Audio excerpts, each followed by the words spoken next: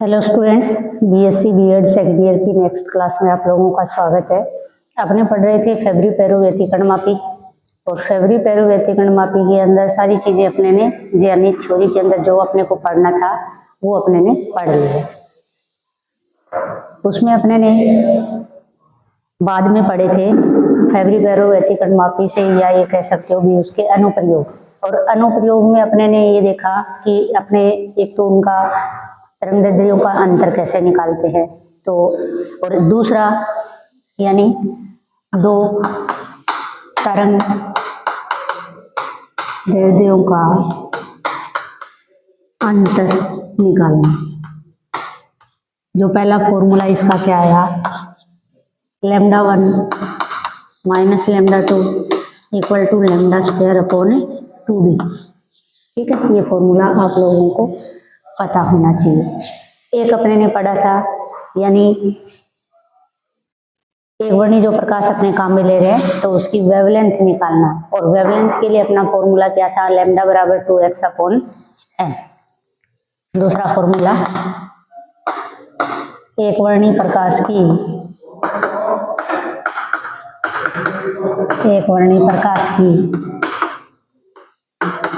तरंग दैर्ध्य ज्ञात करना। अगर वेवलेंथ निकालेंगे तो ये आता है 2x अपॉन n। ठीक है, इससे रिलेटेड एक न्यूमेरिकल अपने करेंगे जो फेब्री पैरो व्यतिकरणमापी वाला है उसका। यही चीज अपने ने माइकलसन व्यतिकरणमापी के अंदर भी पढ़ी थी। फॉर्मूला सेम ही रहेगा, लेकिन उसके अंदर d का मान दिया होता है। यहाँ पे अपने को दो प्लेटें हैं अपने पास, a और b। उन प्लेटों के बीच का जो डिस्टेंस, तो यहाँ थोड़ा सा ध्यान रखना पड़ेगा। जैसे मैं क्वेश्चन लिख रही हूँ, ये कह रहा है फेब्री पैरो व्यतिकरणमापी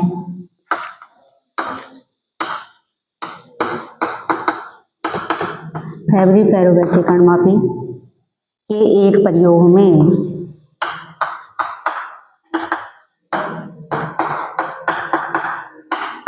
फेब्री पैरो व्यतिकरणमापी के एक प्रयोग में अधिकतम स्पष्टता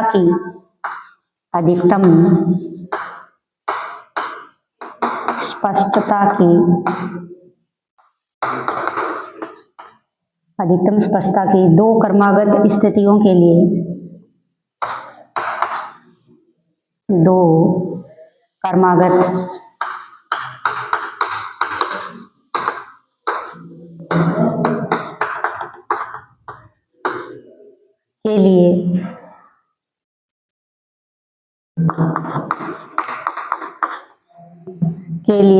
चल प्लेट की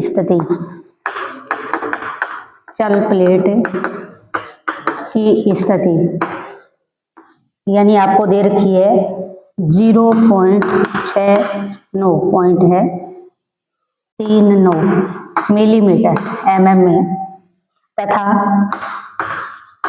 ये दे रखा है 0.9884 mm पर पाई जाती है।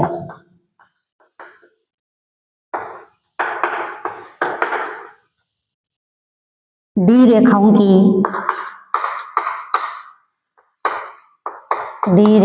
की माध्य तरंग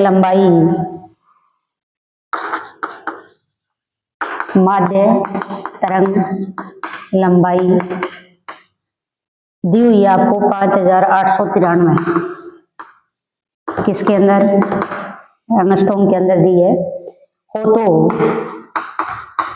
ये कह रहे हैं कि D1 तथा D2 रेखाओं के तरंगदैर्ध्यों के वेवलेंथ का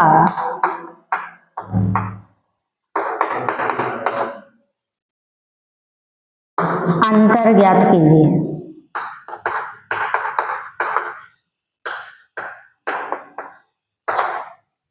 ये आपको एक क्वेश्चन दिया हुआ है। तो देखो क्या क्या दे रखा है वो चीजें अपने लिख लेते हैं। चल प्लेट की स्थिति आप समझ रहे होंगे कि अपने ने फेब्रुपेरो व्यतिकरण मापी जो पढ़ा था, उसके अंदर एक लाइट सोर्स लिया था एस, उससे लाइट निकलती है, ठीक है। आगे व्यतिकरण प्रतिरूप यानी पी पर उत्पन्न करती है। उसके बाद अपने ने क्या लगाया, उसके अंदर एक उत्तल लेंस लगाया था, याद है तो। फिर अपने ने दो प्लेटें लगाई, दो प्लेटें यानी एक को कहें अपने ए और दूसरे को बी, और ए और जो बी प्लेट है इनके बीच की दूरी क्या है, डी है। तो यहाँ आपको दे क्या रखा है कि चल प्लेट की स्थिति दे रखी है आपको कितने कितने पर, यानी इसमें अपने लेके चलेंगे कि D1 बराबर 0.693 और D2 बराबर दिया है 0.9884, दोनों ही mm के अंदर है, ठीक है। अपने निकाल लेते हैं D का मान, जिसे D2 माइनस D1 से आ जाएगा 0.9884 माइनस 0.69 और 9 माइनस करो, यानी माइनस करोगे तो कितना आएगा 0.9884 में से आपको निकालना है 0.6939, यानी 14 में से 5 यानी 9 जाएंगे, 5 बचेंगे, यहाँ पे 7, 3 में 4 और यहाँ रह गया 17 और ये 18 यानी 8 और इधर आ जाएगा, यानी 8 में से 6 निकालेंगे तो 2, वैल्यू कितनी आ गई 0.2845। ये भी किसके अंदर है, mm के अंदर है।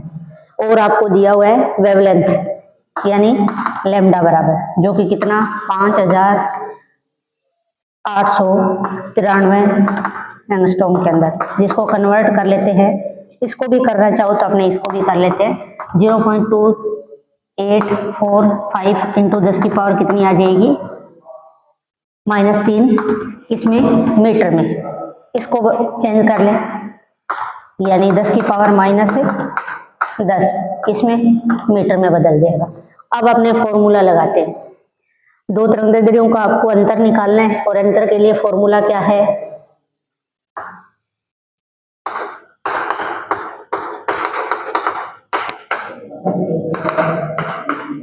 बीच अंतर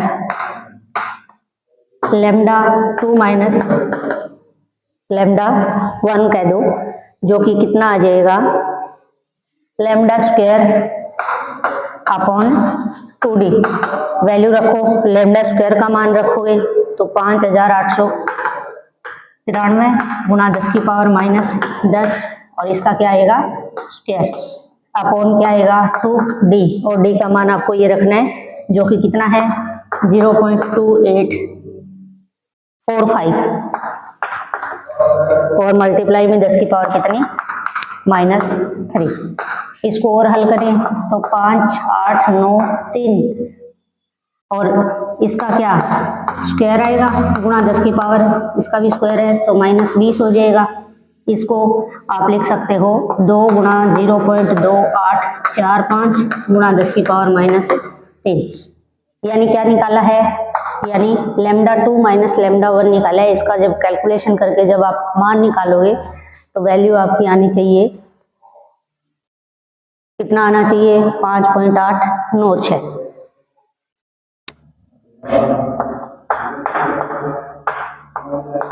और किसके अंदर यानी एंगस्ट्रॉम में आएगा। नेक्स्ट देखो, ये यूनिट जो है अपनी वो कंप्लीट हो गई। अपने पढ़ रहे थे पेपर कौन सा, थर्ड पेपर पढ़ रहे थे ऑप्टिक्स का, और उसकी यूनिट जो चल रही थी वो अपने ने कंप्लीट कर ली। नेक्स्ट जो यूनिट है वो अपने इसकी थोड़ा शुरुआत करवा देते हैं, और यूनिट का नाम है विवर्तन, यानी विवर्तन। और इसमें देखो विवर्तन जब अपने पढ़ते हैं तो इसके दो पार्ट किए हुए हैं, एक तो है फ्रेनल वर्ग और एक होता है फ्रोनहोफर वर्ग। आपने थोड़ा बहुत तो जैसे 11th-12th के अंदर ऑप्टिक्स में थोड़ा बहुत पढ़ा है इसके बारे में, लेकिन अपने इस यूनिट के अंदर जो पढ़ेंगे या इस चैप्टर के अंदर मालूम पढ़ेंगे तो वो है इसका फ्रेनल वर्ग का। अपने बात करते हैं विवर्तन की। तो विवर्तन की सबसे पहले डेफिनेशन। भाई देखो, अगर ये कहे कि कोई खिड़की है या कह दो दरवाजा है या कोई होल बना हुआ है, द्वार कह सकते हैं अपने, या अवरोध कह सकते हैं, ठीक है। तो अगर लाइट अगर आ रही है, तो लाइट अगर आपने अवरोध लगा दिया तो इसका मतलब क्या है कि उसके पीछे क्या होना चाहिए, अंधेरा होना चाहिए। भाई अपने को तो सिर्फ उसके प्रकाश किरण जहां से जा सकती है उसके सामने क्या दिखाई देना चाहिए, भाई ये कह सकते हो लाइट या वो जो क्षेत्र है वो ही दिखाई देना चाहिए। उसके आसपास वाला जो रीजन है वो कैसा दिखाई देना चाहिए, अंधकार में दिखाई देना चाहिए। लेकिन आप देखते हो तो ऐसा नहीं होता। क्या होता है कि जो प्रकाश किरणें चलती किस दिशा में है, सीधी रेखा के अंदर गमन करती है। तो ये प्रकाश किरणें अपने या तो अवरोध लिया हो या कोई द्वारक लिया हो, तो उसके जो किनारे होते हैं उन किनारों से वो क्या हो जाती है, मुड़ जाती है, और मुड़ करके उसके ज्यामितीय छाया के अंदर क्या हो जाती है, फैल जाती है। तो अपने इस प्रभाव को क्या बोलते हैं, यानी प्रकाश तरंगों का विवर्तन कहते हैं। यानी प्रकाश किरणों का अपने ये भी कह सकते हैं कि ऋजुरेखीय जो संचरण होता है उससे उनका क्या हो गया, विचलन हो गया। ऋजुरेखीय संचरण का मतलब यानी 180 डिग्री जब एंगल बने तो यानी स्ट्रेट लाइन बनती है उसके लिए, तो यानी ऋजुरेखीय संचरण मतलब प्रकाश तरंगे गमन करेगी किसमें, सीधी रेखा के अंदर, और उस सीधी रेखा से उनका क्या हो गया, विचलन हो गया। तो आप इस प्रकार से भी लिख सकते हो कि प्रकाश तरंगों का ऋजुरेखीय जो संचरण से विचलन होता है वो क्या कहलाएगा, प्रकाश का विवर्तन कहलाएगा। ऐसे ही ध्वनि तरंगों का भी विवर्तन होता है। तो अपने ध्वनि तरंगों की अगर बात करें तो ये कह सकते हैं कि ध्वनि तरंगों का किसी अवरोध के किनारों से मुड़ने की घटना क्या कहलाती है, ध्वनि का विवर्तन कहलाती है। सबसे पहले तो आप लोगों को परिभाषा इसकी विवर्तन की अच्छे से याद कर लेनी है। नेक्स्ट अपने बात करते हैं कि विवर्तन डिपेंड किस पे करता है।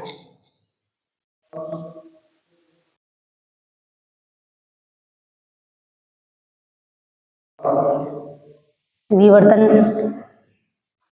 यानी जो परिभाषा विवर्तन, और कौन सा वर्ग पढ़ेंगे, फ्रेनल। बात अपने थोड़ी थोड़ी दोनों की करेंगे, फ्रेनल वर्ग और फ्रोनहोफर की, दोनों में थोड़ा अंतर क्या है ये अपने जरूर इस चैप्टर के अंदर पढ़ेंगे। परिभाषा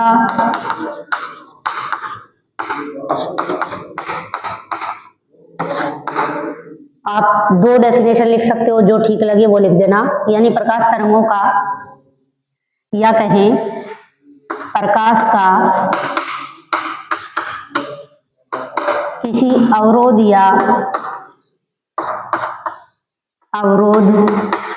या द्वारक के किनारों से मुड़कर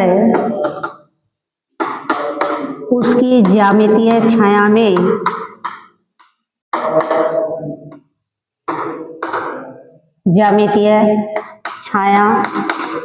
में फैलना प्रकाश तरंगों का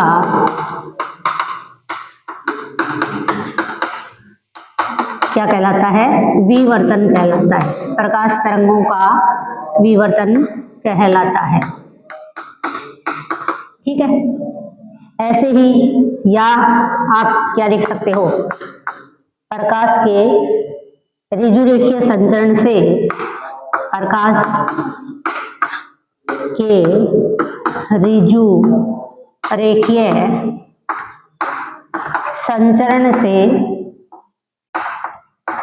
संचरण से मुड़ना, या कह दो विचलन, ऋजुरेखीय संचरण से विचलन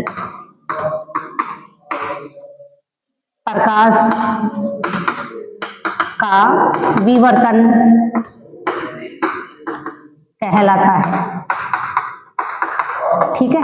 ये दोनों परिभाषा आप लोग याद कर लेना।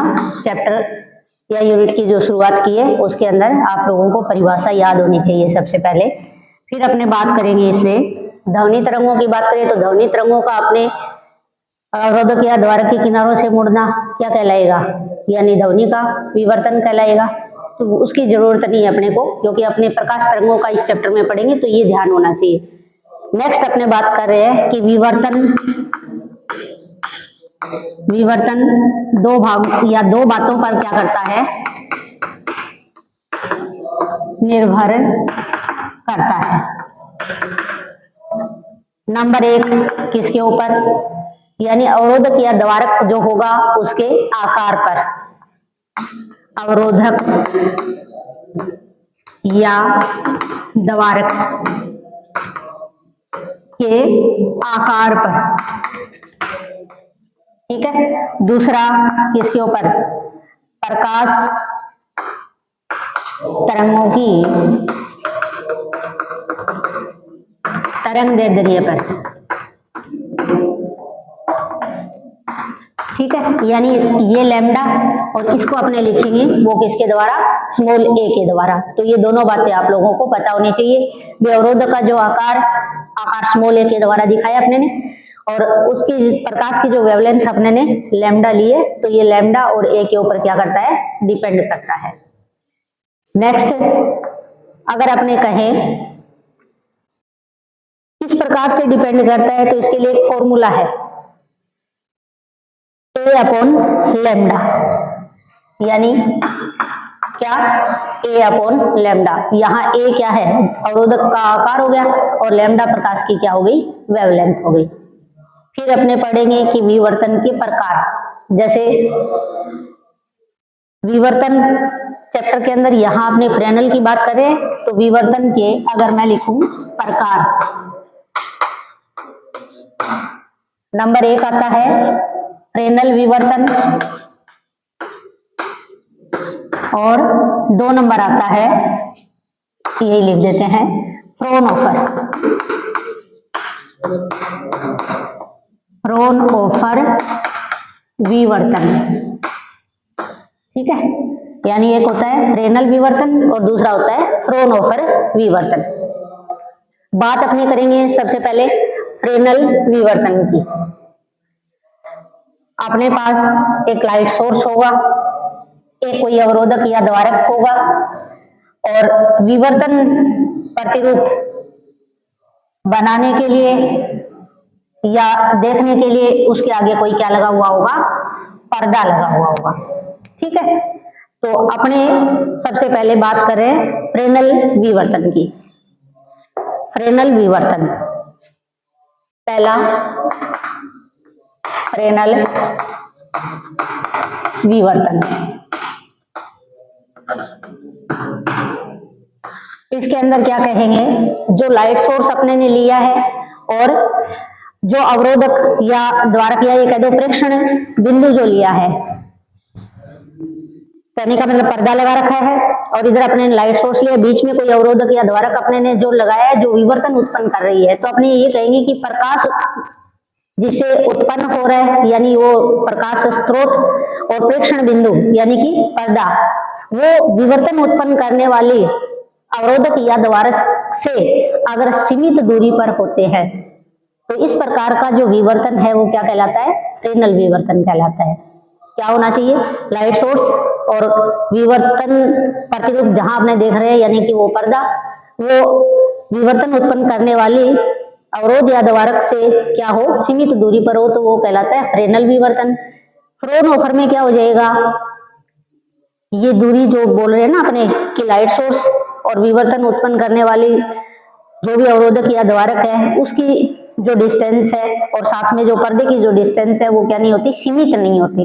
तो दोनों में बस थोड़ा सा इतना ही अंतर है। डायग्राम अगर मैं बनाऊं फ्रेनेल विवर्तन का, तो किस प्रकार से, जैसे ये कोई अवरोधक द्वारक दोनों ले सकते हो, यहाँ कोई द्वारक लिया हुआ है, यहाँ से, ठीक है, ये द्वारक लिया हुआ है, ये कोई लाइट सोर्स है, लाइट सोर्स बिंदु लाइट सोर्स ले रखा है, इससे क्या निकलेगा, कोई गोलीय तरंगाग्र निकलेगा, गोलीय तरंगाग्र से आगे कोई अपने ने पर्दा लगा रखा है, ये कह दो द्वारक, ये क्या है, तरंगाग्र, ये क्या है, प्रकाश स्रोत,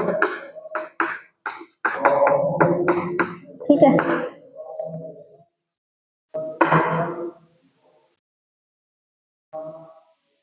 थोड़ा सा इसको यहाँ दिखाते ऐसे,